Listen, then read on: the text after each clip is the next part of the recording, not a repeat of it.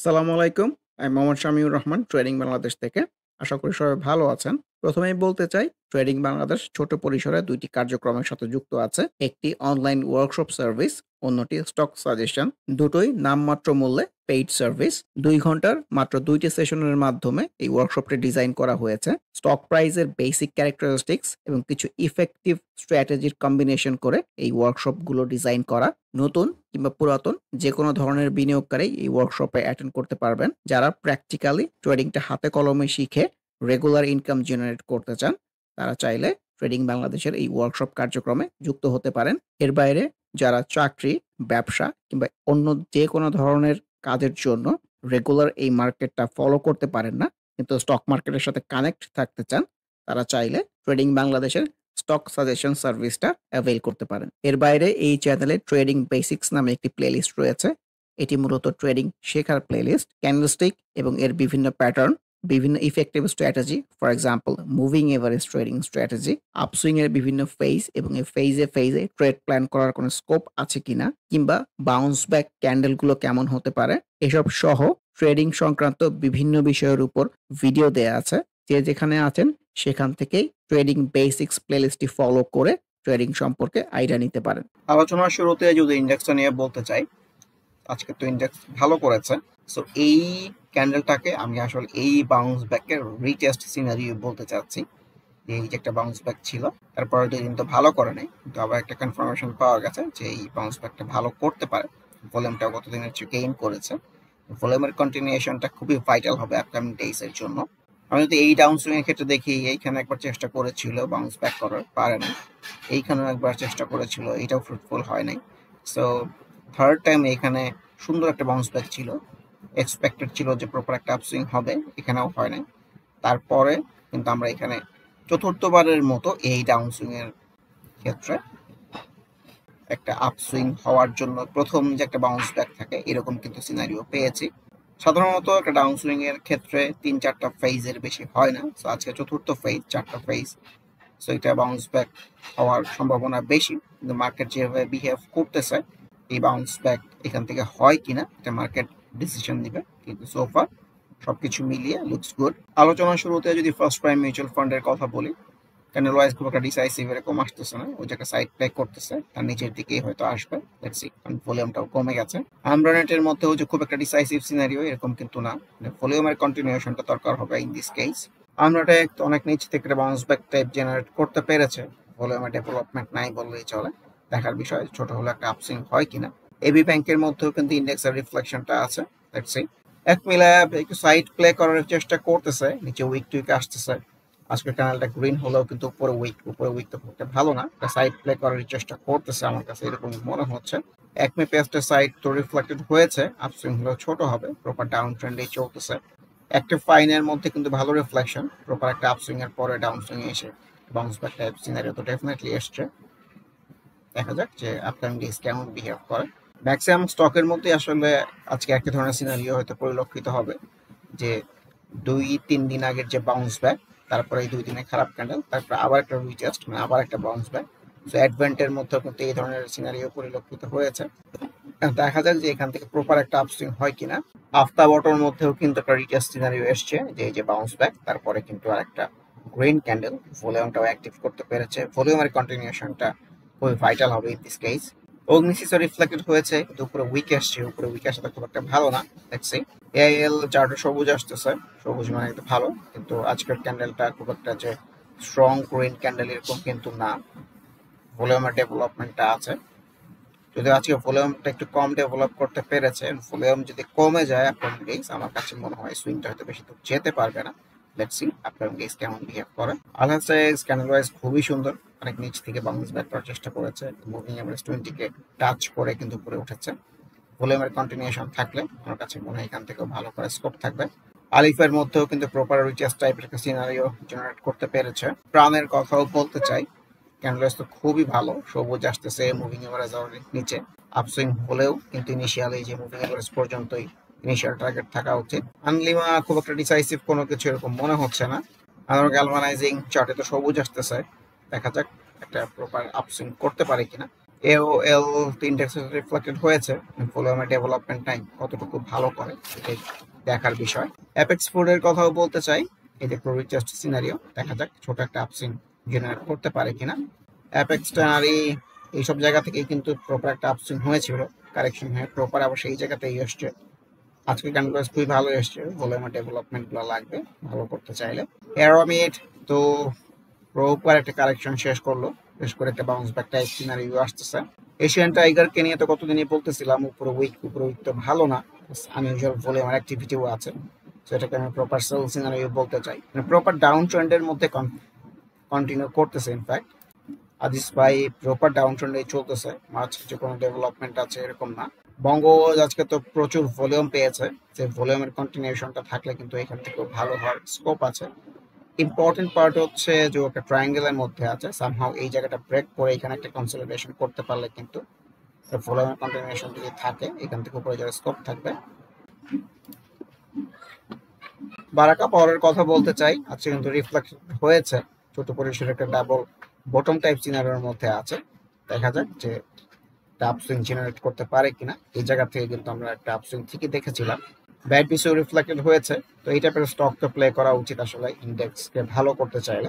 BBS এর মধ্যেও proper রিফ্লেকশনটা আছে, লেটস সি যে একটা আপসুইং হয় কিনা। মোস্ট অফ দ্য স্টকের মধ্যে এই একই সিনারিও, 2 দিন আগে একটা বাউন্স ব্যাক, তারপর 2 দিনে খারাপ ক্যান্ডেল, দেন আবার একটা রিটেস্ট সিনারিও। বিবিএস কেবলস এর মধ্যেও same reflection, as a whole down ট্রেন্ডে চলতেছে।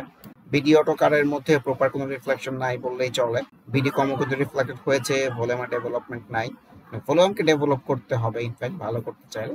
মুভিং এভারেজ অনেক দূরে আছে, উপরে যাওয়ার মানে আপসুইং হওয়ার স্কোপ আছে। বিডি ফাইন্যান্সও রিফ্লেক্টেড হয়েছে, লেটস সি। বিডি থাইও তো বাউন্স ব্যাক টাইপ সিনারিও এসছে, এর আগে আমরা এইখানে বাউন্স ব্যাক পেয়েছিলাম, ফ্রুটফুল হয় নাই, দেখা যাক এই বাউন্স ব্যাকে ফ্রুটফুল হয়ে ছোট হলেও একটা আপসুইং হয় কিনা। বিডি থাই ফুডের কথাও বলতে চাই, কনভেনশনাল সাপোর্টের কাছ থেকে কিন্তু বাউন্স ব্যাক জেনারেট করতে পেরেছে, ভলিউমের ডেভেলপমেন্টটা লাগবে। বেইচ হ্যাচারিজ ক্যানেল ওয়াইজ খুব একটা স্ট্রং না আসলেও ভলিউমটা কিন্তু সুন্দর অ্যাক্টিভ করেছে, সো এই জায়গাগুলো ব্রেক করতে পারলে কিন্তু সুন্দর ট্রেড প্ল্যান করার জায়গা হবে। ইনফ্যাক্ট বেস্ট হোল্ডিং ক্যানেল ওয়াইজ লুকস ভেরি গুড, এই টাইপের ক্যান্ডেল থেকে কিন্তু এরকম আমরা প্রপার একটা আপসুইং হতে দেখেছি, লেটস সি যে এইখান থেকে প্রপার একটা আপসুইং হয় কিনা। ইন্স্যুরেন্স সেক্টরের মধ্যে বিজিআইসি কিন্তু উপরের দিকে যাওয়ার ইন্টেনশন, দেখা যাক এই মুভিং এভারেজ পর্যন্ত যেতে পারে কিনা। বিআইএফসি তো কোনো কিছু মানতেছে না, উপরের দিকেই যাচ্ছে, এটাই বলতে চাই যে এই আপসুইংটা কোথায় গিয়ে শেষ হয়। বিএসসির মধ্যে কিন্তু ক্যান্ডেল ওয়াইজ রিফ্লেকশন ভালো, লেটস সি যেখান থেকে একটা ছোট হলো আপসুইং হয় কিনা। ব্যানার্স বেনি কেবলস তো রিফ্লেক্টেড হয়েছে, অনেক লালের পরে কিন্তু সবুজ টাইপ ক্যান্ডেল এসছে, লেটস সি। বেক্স ফার্মার মধ্যেও কিন্তু রিচার্জ টাইপ সিনারিও আছে, ফ্লো বন্ধ হয়েছে, দেখা যাক। ক্যাপিটেক সেল সিনারিও বলতে চাচ্ছি, আনইউজুয়াল ভলিউম। ক্যাপএম বিডিপিএল কিন্তু আজকেও ভালো করেছে, ভলিউমটা সুন্দর আছে, গতকালে কিন্তু এটাকে আনইউজুয়াল ভলিউম বলতেছিলাম, তো আজকে যেহেতু তার চেয়ে বেশি ভলিউম গেইন করে ফেলেছে, আমি এটাকে আনইউজুয়াল ভলিউম বলতে চাচ্ছি। ইনফ্যাক্ট আগামীকাল যদি সেম ভলিউম কন্টিনিউ করতে না পারে তাহলে কিন্তু এটাই আনইউজুয়াল ভলিউম হবে, একটা সেলস জেনারেট হলেও হতে পারে, দেখা যাক। আর যদি সেম ভলিউম কন্টিনিউ করে আরো কিন্তু উপরে যাওয়ার স্কোপ থাকবে। ক্যাপ এম আইবিবিএল এর মধ্যে সেল সিনারিও আনইউজুয়াল ভলিউমের একটি। সিএনএটেক্স জায়গাটাকে ভালো লাগতেছে, একটা কনভেনশন সাপোর্টের আশেপাশেই আছে, দেখা যাক প্রপার একটা আপসুইং হয় কিনা। কনফিডেন্স সিমেন্টের মধ্যে কিন্তু প্রপার একটা bounce back scenario, retest scenario যেটাই বলি না কেন তার রিফ্লেকশন কিন্তু আছে। কপারটেক লুকস ভেরি গুড, পুরো দীর্ঘ ডাউন ট্রেন্ডের মধ্যে কিন্তু মুভিং এভারেজ 50 কে ক্রস করে যেতে পেরেছে, খুবই পজিটিভ সাইন, ভলিউমটাও গেইন করতে পারতেছে, ভলিউমের মধ্যে সিমেট্রি আছে। এর আগে কিন্তু চেষ্টা করেছে যে আনইউজুয়াল ভলিউম হয়ে কিন্তু কারেকশনে চলে আসছে, এইখানে আনইউজুয়াল ভলিউমে কারেকশনে চলে আসছে, এখন যেহেতু ভলিউমের অ্যাক্টিভিটি সুন্দর আছে প্রপার একটা আপসুইং এক্সপেক্টেড। সিভো পিআরএল এটাকেও আমি ছোট পরিসরে একটা ডাবল বটম টাইপ সিনারিও বলতে চাই, প্রপার একটা আপসুইং হয়েছে, প্রপার একটা ডাউনসুইং হয়েছে, ওই কিন্তু আবার বাউন্স ব্যাক জেনারেট করতে পেরেছে, লেটস সি। দেশবন্ধু কিন্তু প্রপার ডাউনসুইং এর পরে রিফ্লেক্টেড হয়েছে, দেখা যাক এখান থেকে একটা আপসুইং হয় কিনা। ডিজিআইসি এই টাইপের ক্যান্ডেল থেকে তো বাউন্স ব্যাক হয়, let's see. Dhaka bank candle wise সবুজ, সবুজ মানেই তো ভালো। ইস্টার্ন লুব্রিকেন্ট একটা কনসলিডেশন ফেজেই আছে বলবো, অ্যাটলিস্ট এইসব ট্রেড প্ল্যান করার জায়গা হতে পারে, উপরে ট্রেড প্ল্যান করার চেয়ে নিচে ট্রেড প্ল্যান করাটা অনেক ওয়াইজ।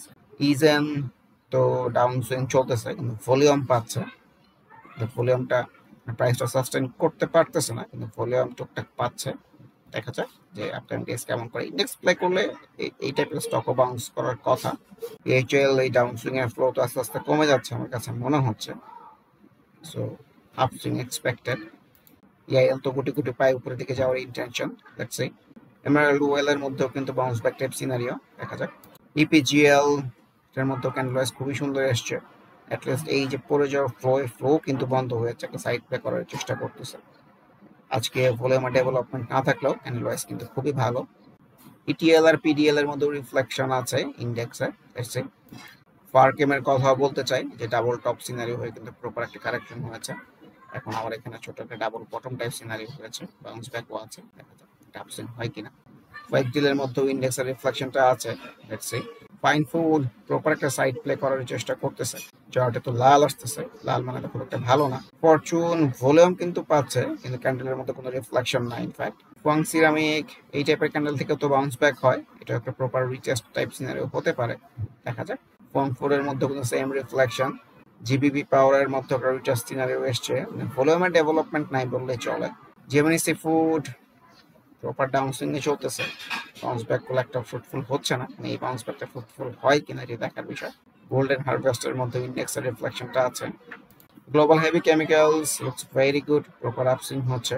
এই আপসুইংটা কোথায় গিয়ে শেষ হয় এটা দেখার অপেক্ষা।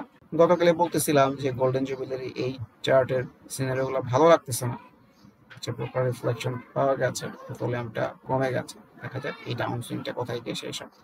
এটাই বলতে চাই যে গোল্ডেন জুবিলির মধ্যে কিন্তু প্রপার কোনো আপসুইং হয়নি, এটা আনইউজুয়াল আপসুইং হয়েছে। সো ডাউন সুইং হলেও কিন্তু এরকম একটা আনইউজুয়াল ডাউন সুইং হবে, এবং এটা যদি একবার এই নিচের এই লেভেলগুলোতে চলে আসে কিংবা এই লেভেলেও চলে আসে, অবাক হওয়ার মতো কিছু নাই।